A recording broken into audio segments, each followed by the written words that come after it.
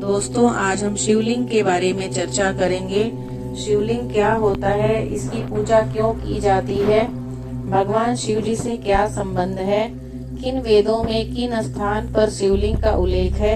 आज इन सवालों पर चर्चा करते हैं। शिवलिंग क्या है, हर किसी को संस्कृत का ज्ञान नहीं है।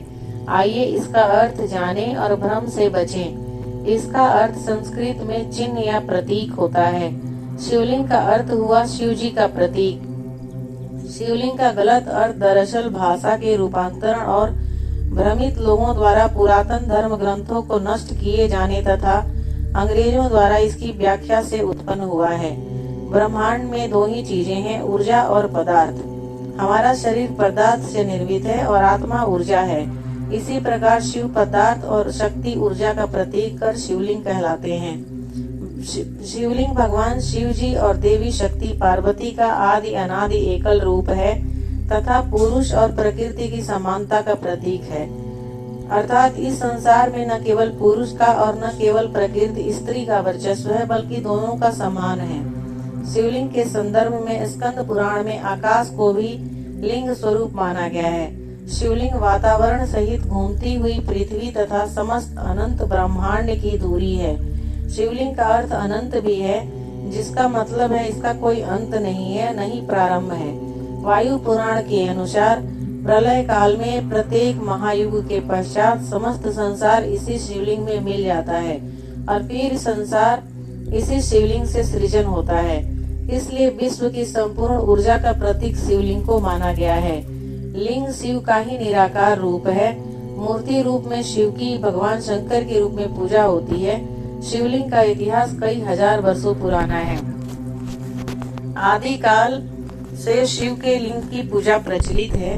सभी देव देवताओं में शिव जी ही एकमात्र भगवान है, जिनके लिंग स्वरूप की आराधना की जाती है। इस संदर्भ में भिन्न भिन्न प्रकार की कथाएं और मान्यताएं हैं। कहा जाता है कि समुद्र मंथन के समय में विष समाप्त करने के लिए शिव जी ने सारा विष अपने कंठ में रख लिया था। शिव जी का कंठ विष पीकर नीले रंग का हो गया। वह नीलकंठ कहे जाने लगे। लेकिन विष ग्रहण करने के कारण भगवान शिव जी के शरीर का दाह बढ़ गया। उस दाह के शमन के लिए शिवलिंग पर जल चढ़ाने की परंपरा प्रारंभ हुई, जो आज भी चली आ रही है। शिवलिंग को भगवान शिव जी का प्रतीक मानकर पूजा होता है। इनकी पूजा विधि विधान से की जाती है। शिवलिंग के संदर्भ में स्कंद पुराण में आकाश को भी लिंग स्वरूप माना जाता है।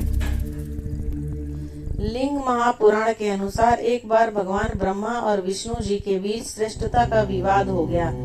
जब उनका विवाद बहुत अधिक बढ़ गया, तब अग्नि की ज्वालाओं से लिपटा हुआ लिंग भगवान ब्रह्मा और भगवान विष्णु जी के बीच आकर स्थापित हुआ था। दोनों इस लिंग के रहस्य को समझ नहीं पाए। इस रहस्य के बारे में विष्णु भगवान जी और ब्रह्मदेव जी ने हजारों वर्षों तक खोज की, फिर उन्हें उस शिवलिंग का स्रोत नहीं मिला। निराश होकर दोनों देव फिर से वहीं आ गए जहां उन्होंने लिंग को देखा।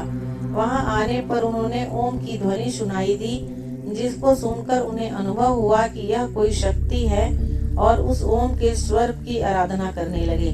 भगवान ब्रह्मा जी और भगवान विष्णु जी की आराधना से प्रसन्न होकर उस लिंग से भगवान शिव जी प्रकट हुए और सद्बुद्धि का वरदान दिया। देवों को वरदान देकर भगवान शिव जी चले गए और एक शिवलिंग के रूप में स्थापित हो गए। यही भगवान शिव जी का पहला शिवलिंग माना गया। सबसे पहले भगवान ब्रह्मा जी और भगवान विष्णु जी ने उस लिंग की पूजा अर्चना की थी। तब से भगवान शिव की लिंग के रूप में पूजा करने की परंपरा की शुरुआत मानी जाती है।